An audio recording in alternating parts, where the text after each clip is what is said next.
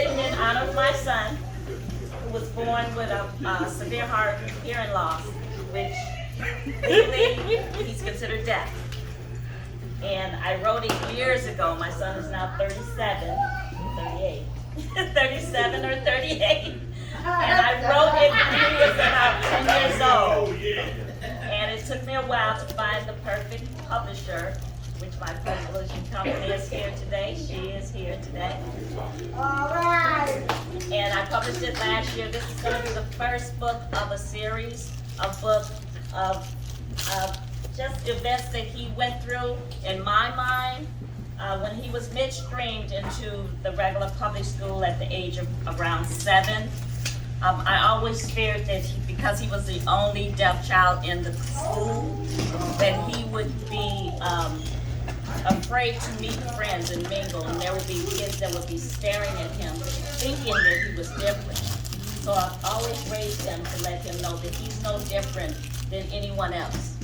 And so when he went to school, there was times that the kids would just stare at him because they only saw their grandparents or older people with hearing aids. They had never saw someone his age with hearing aids. Plus he had an interpreter with him throughout the class day. So all of this was new and strange to the children, the teachers, all the administrators there. So it kind of changed the way the school kind of operated. The teachers were learning sign language, which I never was able to grip really good. But we always talked to Martell. He always wanted to talk and kind of keep his sign language as something that his friends did, which I regret. I wish I would have followed along with them. But that's what my first book is about. It is dedicated to my son, which I have a dedication page here. This is when he was little, and anyone that grew up in that age where they had the monitor here over the neck, I've heard that it's different now, that they don't really have that now.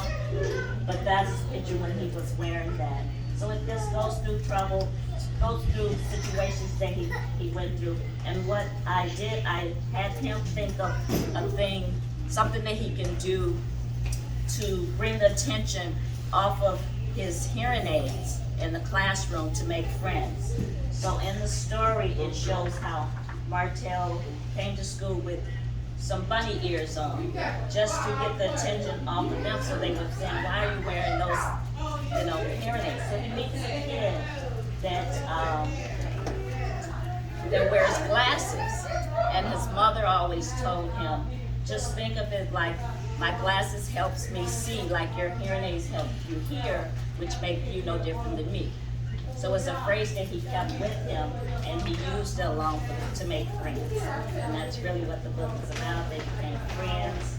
They went out and played, and he came home and told his mom, "You were right, Mom, it was easy." So that's my first edition, and I have more to come. So please stay tuned. Thank you. Thank you.